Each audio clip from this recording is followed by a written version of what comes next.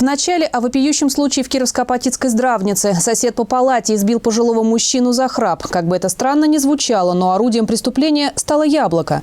В итоге пострадавший попал в реанимацию. И только лишь на следующий день родственники пенсионера узнали о случившемся. Об этом в нашей рубрике «Есть дело».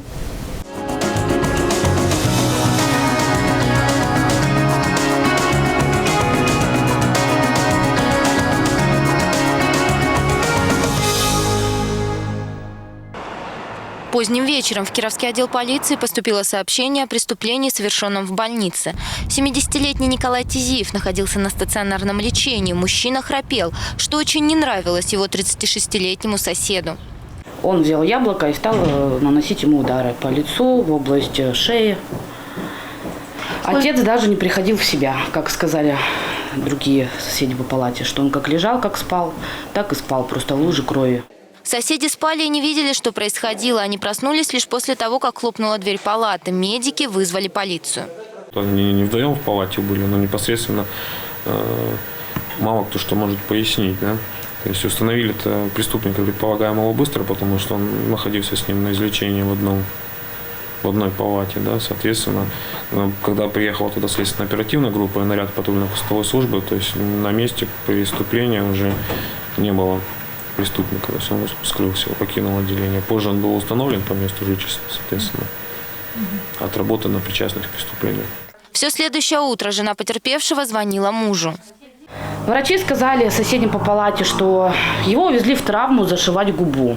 Это было в 11 часов вечера. Нам никто не позвонил, пока мама на следующий день сама в 12 часов дня не стала звонить и не взял трубку этот сосед по палате, дедушка, и не сказал ей, что его избили и увезли в травму.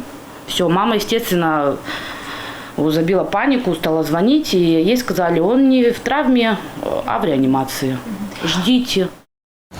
Родственников возмущает, почему, когда произошло ЧП, им никто не позвонил. Выяснилось, что нарушений в этом нет. Медики предприняли все возможное для спасения жизни пенсионера. В конкретном случае они могут и не оповещать родных. Родственники написали заявление в городскую прокуратуру.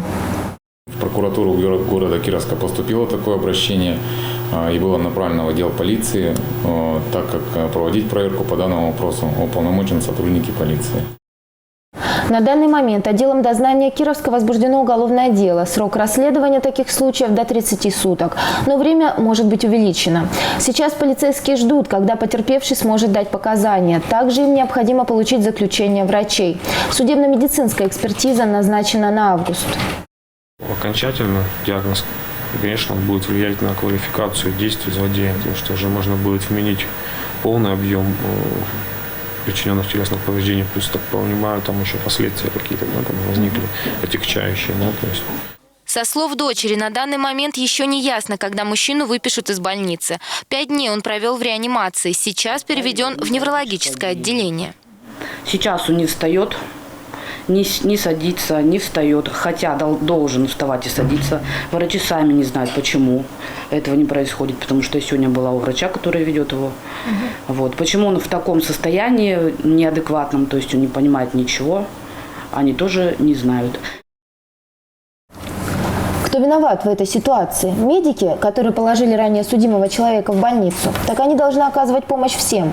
А в паспорте у 36-летнего кировчанина о прошлых заслугах ничего не сказано.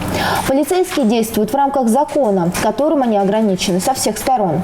Свидетелей преступления просто нет. Есть только пострадавший Николай Тизиев, который, мы надеемся, скоро придет в себя.